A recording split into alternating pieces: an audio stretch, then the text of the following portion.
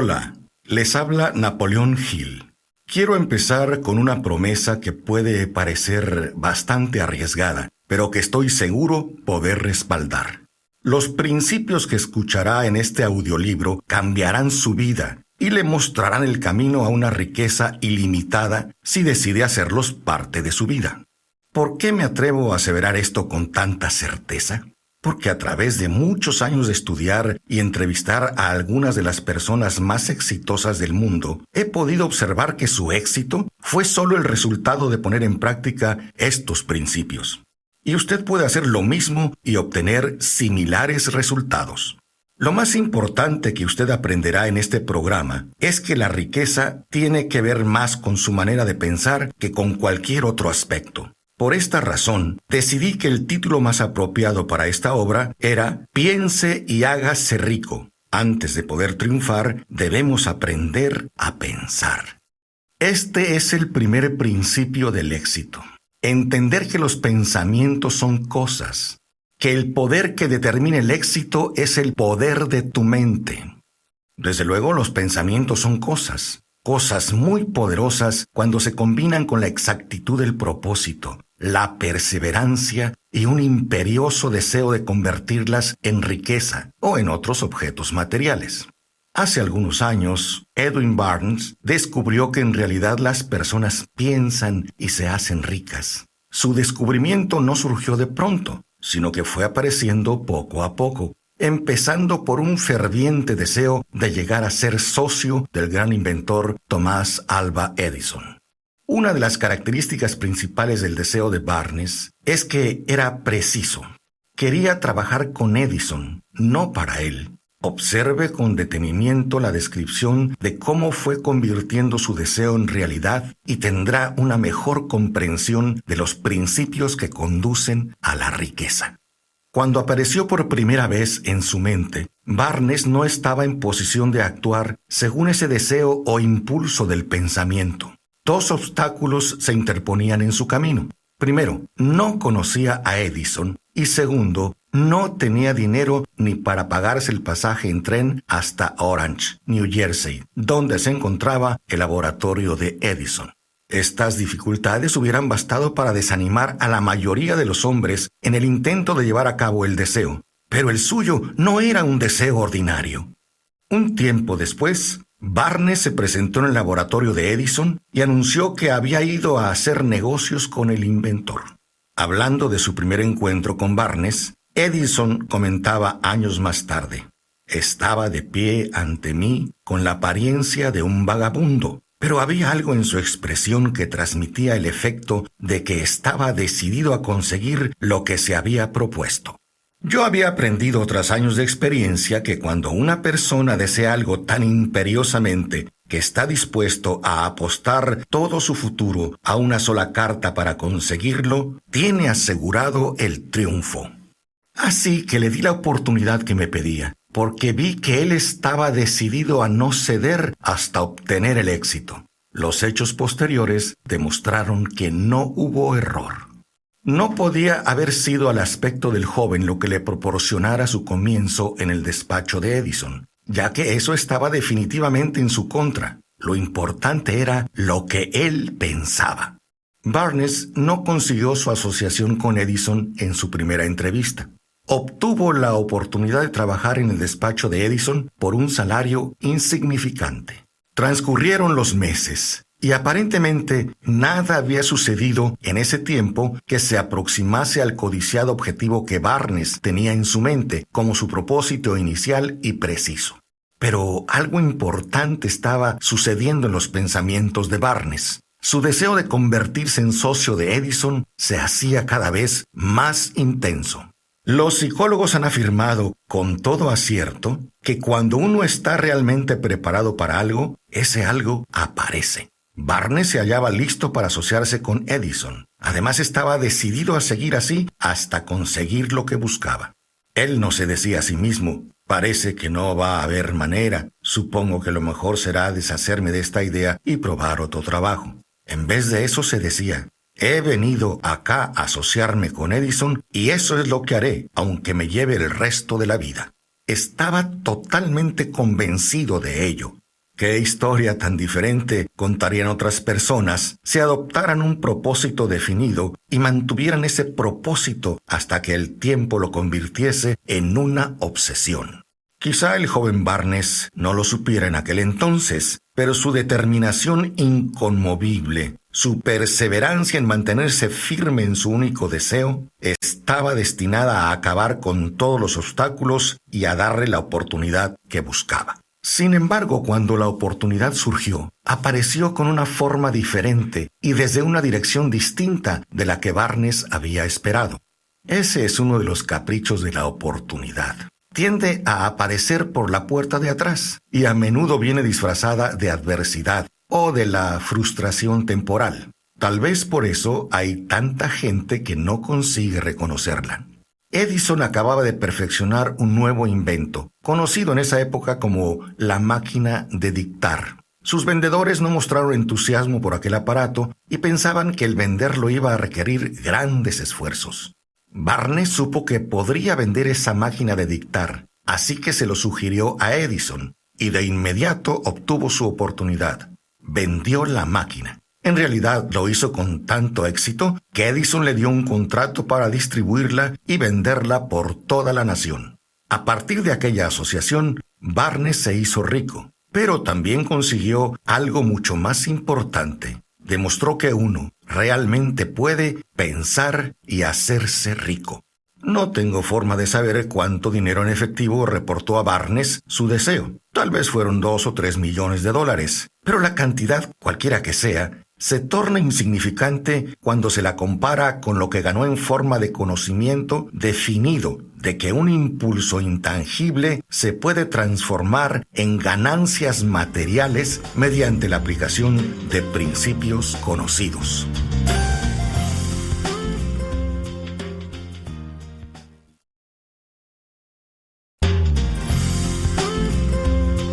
La moraleja de esta historia es que el señor Barnes literalmente se visualizó en asociación con el gran Edison. La vio como una realidad y se vio dueño de una fortuna.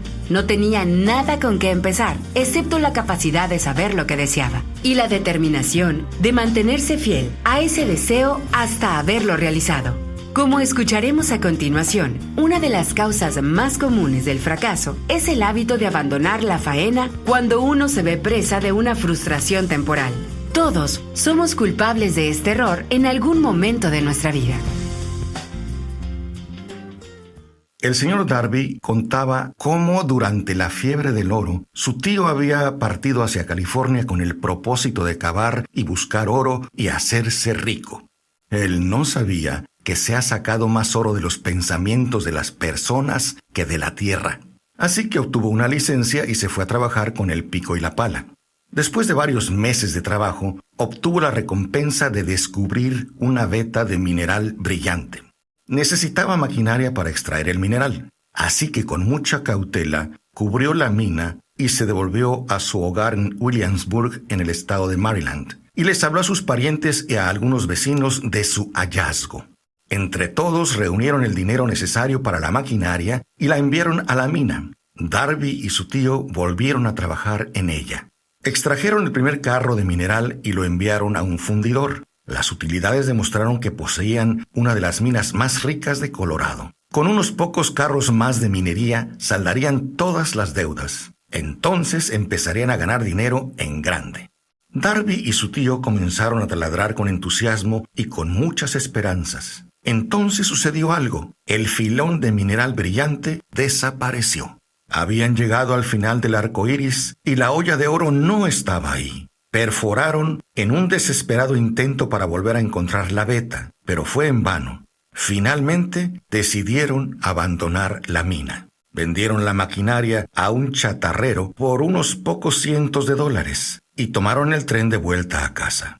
El chatarrero llamó a un ingeniero de minas para que mirara la mina e hicieron una nueva exploración. El ingeniero le informó que el proyecto había fracasado porque los dueños no estaban familiarizados con las vetas falsas. Sus cálculos indicaban que la veta reaparecería a 1 metro de donde los Darby habían dejado de perforar. Y allí fue precisamente donde fue encontrada. El chatarrero extrajo millones de dólares en mineral de aquella mina porque supo buscar el asesoramiento de un experto antes de darse por vencido. ¿Cuál es la lección a aprender? Repite lo siguiente: nunca me detendré porque me digan no.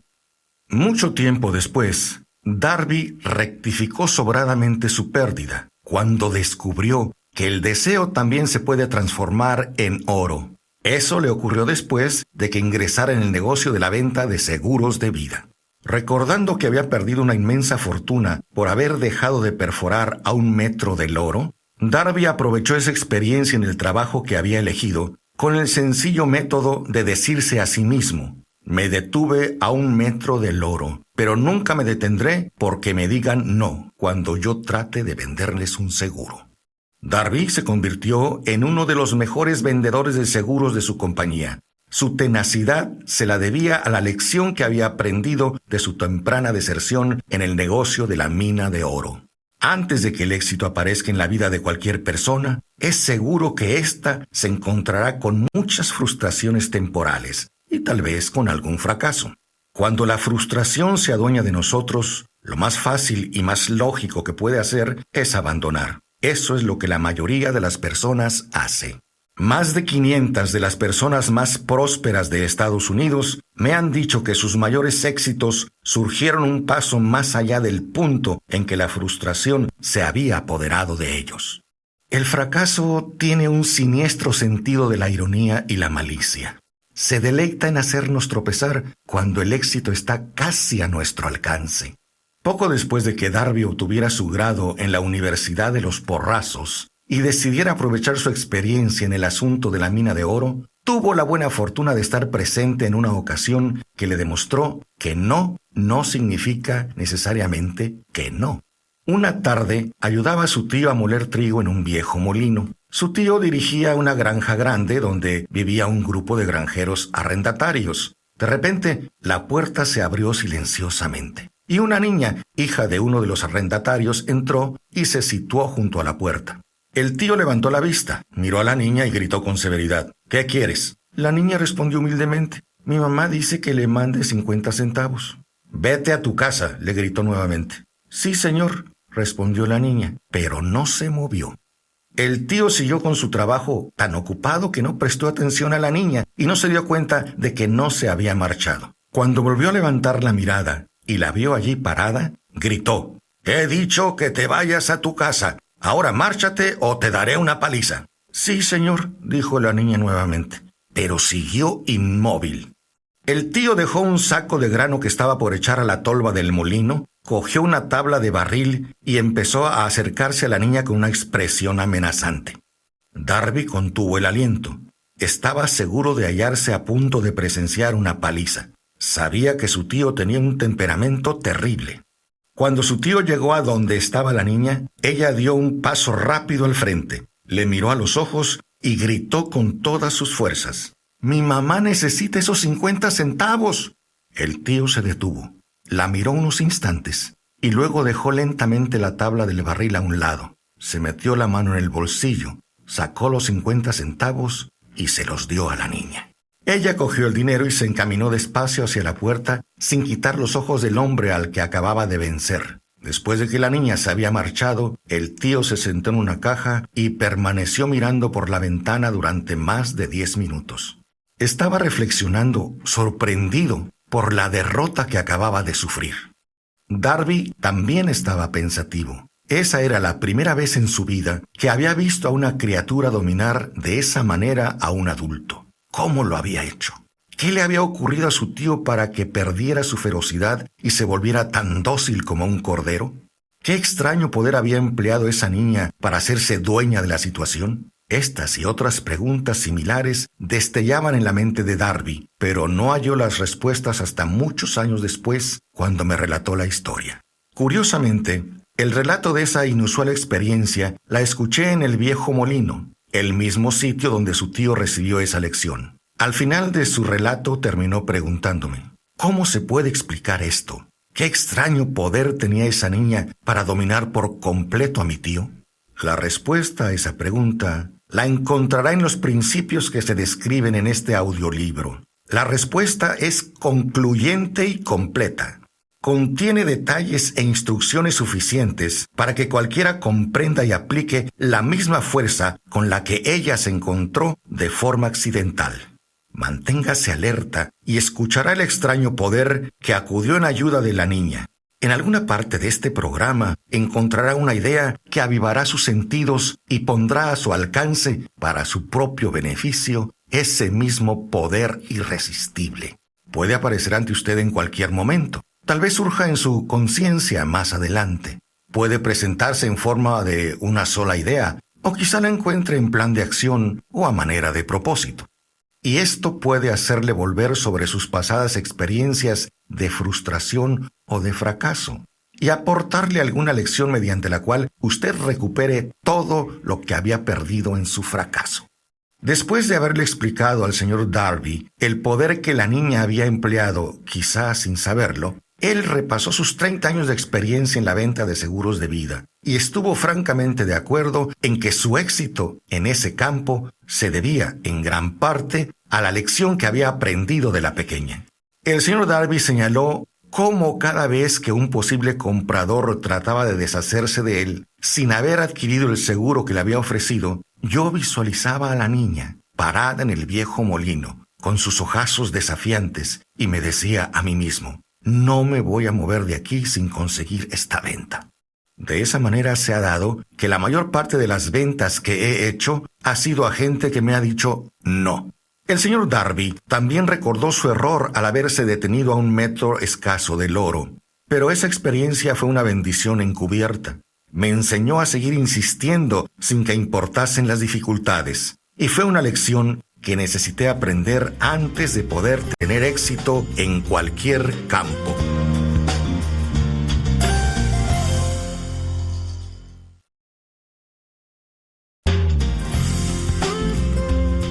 Las experiencias del señor Darby fueron bastante comunes y triviales, y sin embargo, contienen la respuesta de su destino en la vida. Por lo tanto, fueron tan importantes para él como su propia vida.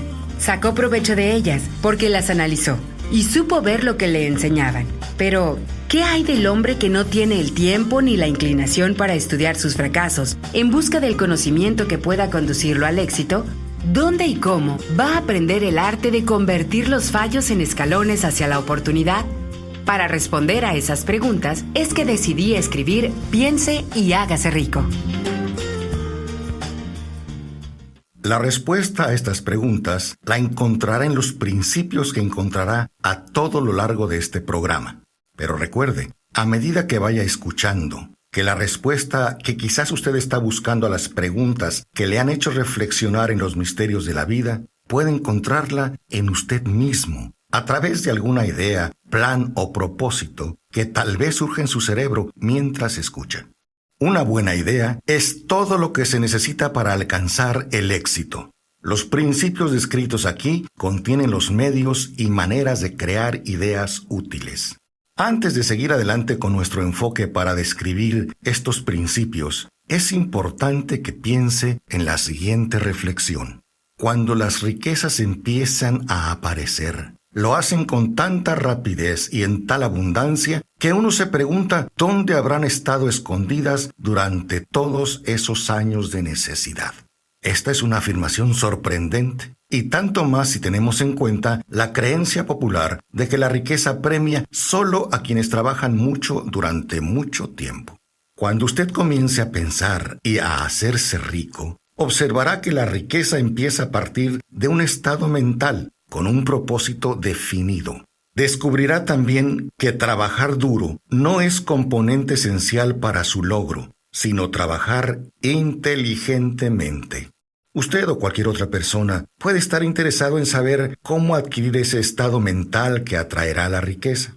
He pasado 25 años investigándolo porque yo también quería saber cómo es que los ricos llegan a ser ricos. Observe con mucha atención. Tan pronto como domine los principios de esta manera de pensar y empiece a seguir las instrucciones para aplicar esos principios, su nivel económico empezará a crecer. Y todo lo que usted toque comenzará a transformarse en beneficios.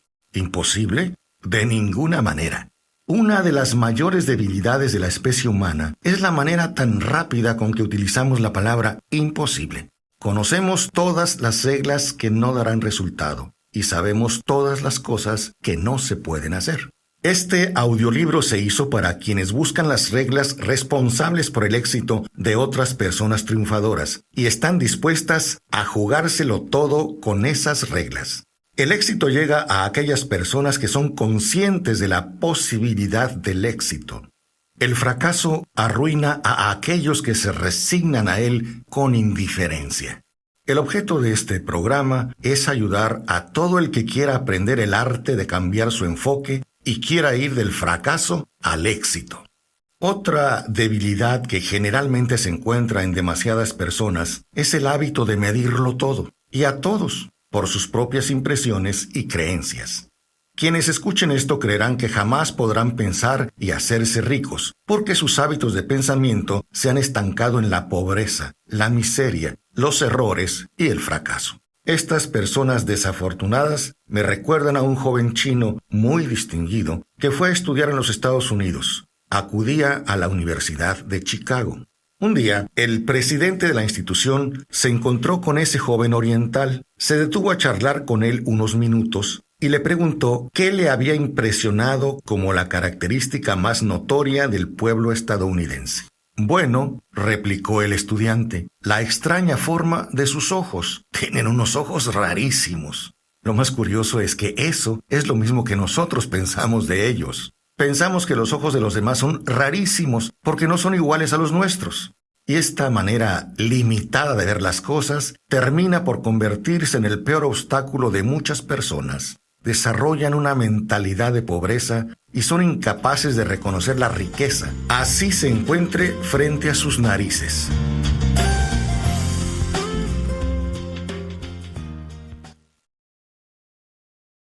Cuando Henry Ford decidió fabricar su famoso motor V8, quiso construir un motor con los 8 cilindros en un solo bloque y dio instrucciones a sus ingenieros para que produjeran un prototipo de motor. El proyecto estaba ya realizado sobre el papel, pero los ingenieros acordaron que por donde se mirara era imposible embutir 8 cilindros en un motor de un solo bloque. «Prodúzcanlo de todas maneras», dijo Ford. «Pero es imposible», respondieron ellos. «Continúen», ordenó Ford, «y no dejen de trabajar hasta haberlo conseguido, no importa cuánto tiempo haga falta». Los ingenieros pusieron las manos a la obra. No tenían otra opción si querían seguir formando parte del equipo de Ford. 6 meses transcurrieron sin que obtuvieran resultados. Pasaron otros 6 meses y todavía no habían conseguido nada. Los ingenieros probaron todos los planes concebibles para llevar a cabo el proyecto, pero aquello parecía indiscutible. Era imposible. Al cabo de un año, Ford se reunió con los ingenieros, que volvieron a informarle que no habían hallado manera de cumplir sus órdenes. «Sigan con el trabajo», dijo Ford. «Quiero ese motor y lo tendré». Continuaron haciendo pruebas, y entonces, como por arte de magia, el secreto quedó desvelado. La determinación de Ford había ganado una vez más. Quizás esta historia no esté descrita con precisión de detalles, pero las circunstancias y el resultado son los correctos. Y ahora, usted que desea pensar y hacerse rico, deduzca de ella el secreto de los millones de Ford. Le aseguro que no tendrá que buscar muy lejos. Henry Ford tuvo éxito porque comprendió y aplicó los principios del éxito. Uno de ellos es el deseo, saber lo que uno quiere. Recuerde esta historia de Ford mientras escucha y asegúrese de entender claramente el secreto de su extraordinaria hazaña. Si puede hacer esto, si usted es capaz de poner el dedo en el particular grupo de principios que hicieron rico a Henry Ford, usted puede igualar sus logros en casi cualquier oficio para el que esté preparado. Cuando Henley escribió sus proféticas palabras, «Soy el dueño de mi destino, soy el capitán de mi alma», debió habernos informado que la razón por la cual somos los dueños de nuestro destino es porque tenemos el poder de controlar nuestros pensamientos. Debería habernos dicho que nuestro cerebro se magnetiza con los pensamientos dominantes que llevamos en la mente y que por mecanismos que nadie conoce bien, estos imanes atraen hacia nosotros las fuerzas, las personas, las circunstancias de la vida que armonizan con la naturaleza de nuestros pensamientos dominantes. Debería habernos dicho que antes de poder acumular riquezas en abundancia, tenemos que programar nuestra mente con un intenso deseo de riqueza, que debemos tomar conciencia de la riqueza hasta que el deseo por ella nos conduzca a hacer planes definidos para adquirirla. Entonces, recordemos que al igual que Edwin Barnes, cualquier persona puede vestir pobremente y no tener muchos recursos, pero el deseo profundo de su corazón le proporcionará todas las oportunidades que la vida tiene que ofrecer. Cuanto mayor esfuerzo ponga en la dirección adecuada, más cerca estará el éxito. Son muchas las personas que se rinden cuando tienen el éxito al alcance de la mano y dejan que otro sea quien lo consiga. Tener un propósito es la base de todo logro, grande o pequeño. Así que modifique sus hábitos mentales sobre el significado de lo que va a hacer y verá que puede lograr cosas aparentemente imposibles. Como Henry Ford, usted también puede transmitir su fe y perseverancia a otros y lograr lo imposible. Recuerde que cualquier cosa que pueda concebir y creer la mente de una persona, la puede lograr.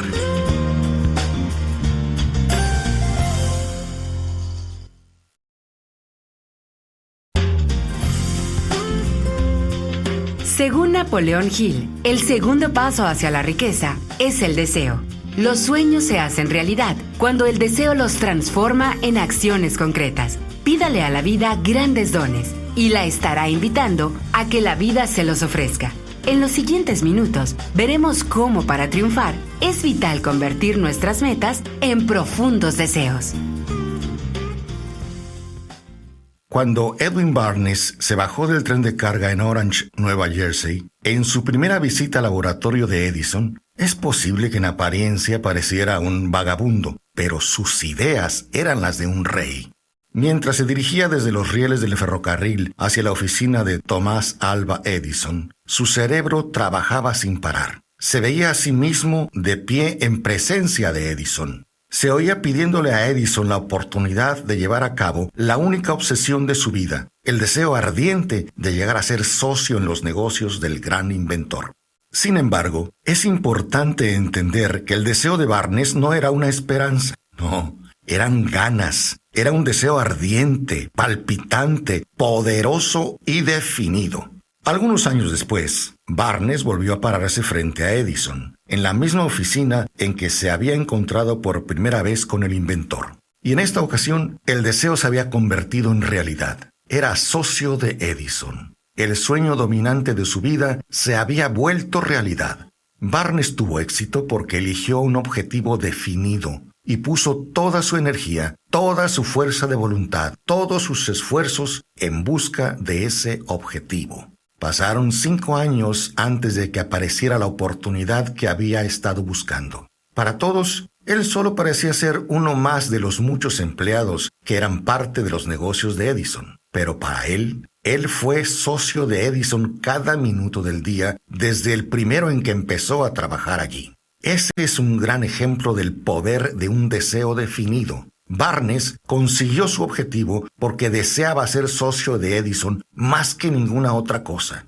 Creó un plan para alcanzar su propósito, pero quemó todas sus naves tras de sí. Se mantuvo firme en su deseo hasta que éste se convirtió en la obsesión de su vida y finalmente en un hecho. Cuando viajó a Orange, él no se dijo a sí mismo, trataré de convencer a Edison de que me dé algún tipo de trabajo, sino que él dijo, voy a ver a Edison para explicarle que he venido a hacer negocios con él.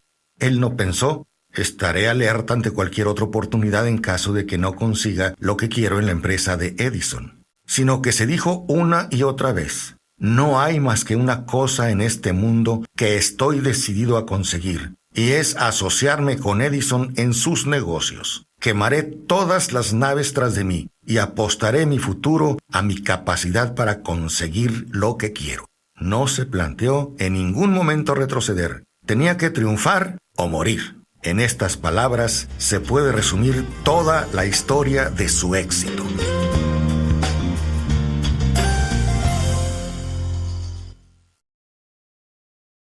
Hace mucho tiempo, un gran guerrero afrontó una situación que requería de él una decisión que garantizara su éxito en el campo de batalla. Iba a enviar a sus tropas contra un enemigo poderoso, cuyos hombres superaban a los suyos en número. Embarcó a sus soldados, navegó hacia el país enemigo, desembarcó soldados y equipos y dio la orden de quemar las naves que los habían llevado hasta allí. Al dirigirse a sus hombres antes de la primera batalla, les dijo: «Vean cómo los barcos se convierten en humo. Eso significa que no podremos dejar estas playas vivos a menos que ganemos. Así que no tenemos otra opción. O vencemos o morimos». Cada persona que vence en cualquier empresa debe estar dispuesta a quemar sus naves y eliminar todas las posibilidades de dar marcha atrás. Solo así puede tener la seguridad de mantener ese estado mental conocido como deseo ardiente de ganar, esencial para el éxito. La mañana siguiente al gran incendio de Chicago, un grupo de comerciantes se paró en medio de la calle, observando los restos humeantes de lo que habían sido sus tiendas y negocios. Organizaron una reunión para decidir si tratarían de reconstruirlas o abandonarían Chicago para volver a empezar en algún lugar del país más prometedor. Con excepción de uno de ellos, todos llegaron a la misma conclusión: abandonar Chicago. Marshall Field, el comerciante que decidió quedarse y reconstruir su negocio, señaló con el dedo los restos de su tienda y dijo: «Caballeros, en ese mismo sitio construiré la tienda más grande del mundo, no importa las veces que pueda quemarse». Después de más de un siglo de aquel suceso y de haber sido construida aquella tienda, todavía sigue en pie, como un monumento al poder de ese estado mental conocido como deseo ardiente. Lo más sencillo que él podría haber hecho era imitar a sus colegas, cuando las perspectivas se mostraban difíciles y el futuro parecía funesto. Se retiraron a donde las cosas pareciesen más fáciles. Fíjese bien en la diferencia entre Marshall Field y los demás comerciantes, porque es la mínima diferencia que distingue a casi todos los que tienen éxito de aquellos que fracasan. Todo ser humano que alcanza la edad de comprender la razón de ser del dinero quiere tener dinero. Sin embargo, quererlo no basta para acumular riqueza. Pero desear la riqueza con un estado mental que se convierte en una obsesión y luego planificar formas y medios definidos para adquirirla y ejecutar esos planes con una perseverancia que no acepte el fracaso, atraerá la riqueza.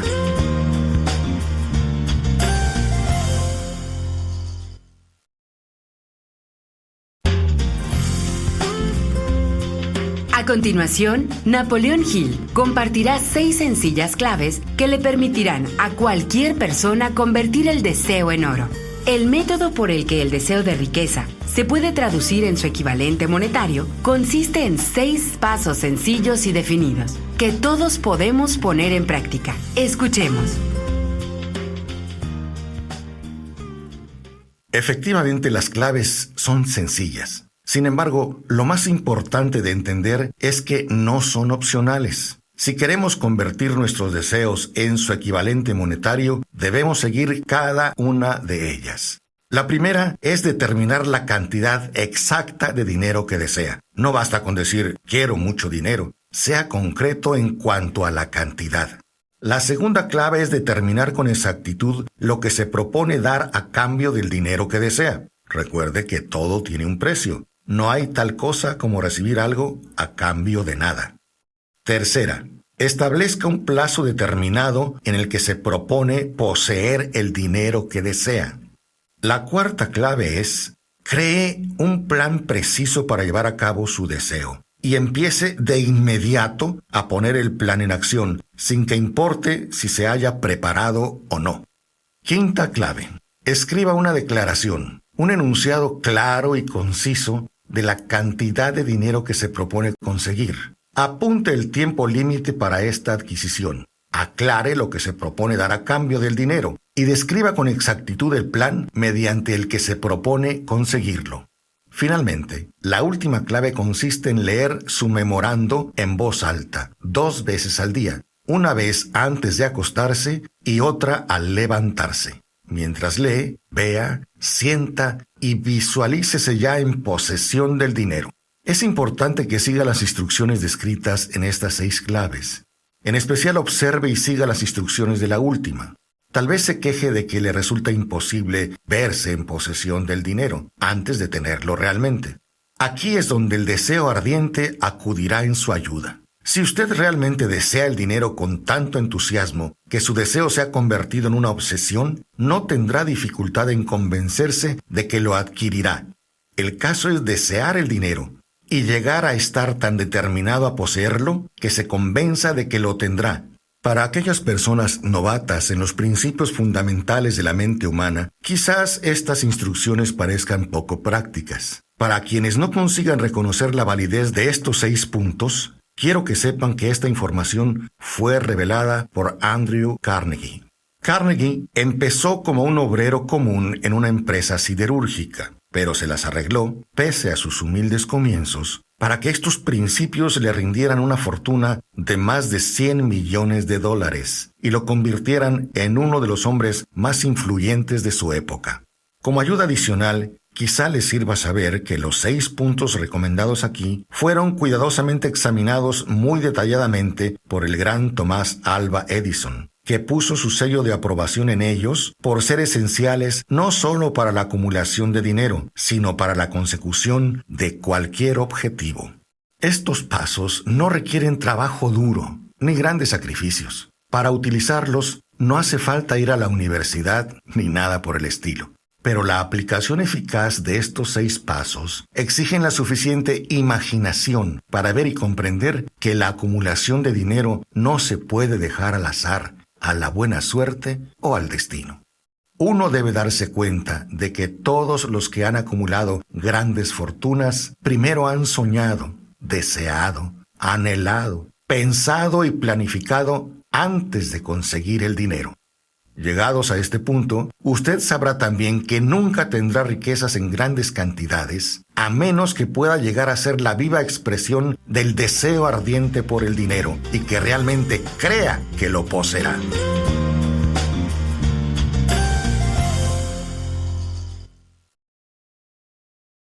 Quiero terminar este segundo paso hablando del poder de los grandes sueños.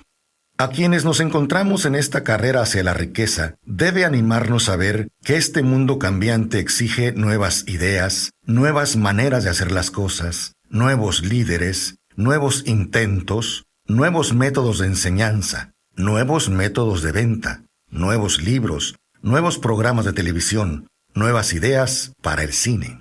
Tras toda esta demanda de cosas nuevas y mejores, hay una cualidad que uno debe poseer para ganar, y es la definición del propósito, el conocimiento exacto de lo que uno quiere y un deseo ardiente de poseerlo.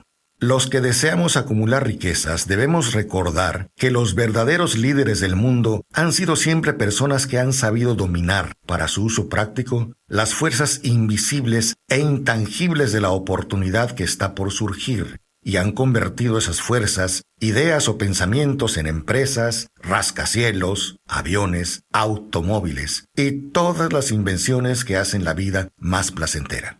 Al planear la adquisición de su porción de riqueza, no se deje influir por quienes menosprecien sus sueños. Para lograr grandes ganancias en este mundo cambiante, uno debe captar el espíritu de los grandes pioneros del pasado, cuyos sueños le han dado a la civilización todo lo que tiene de valioso.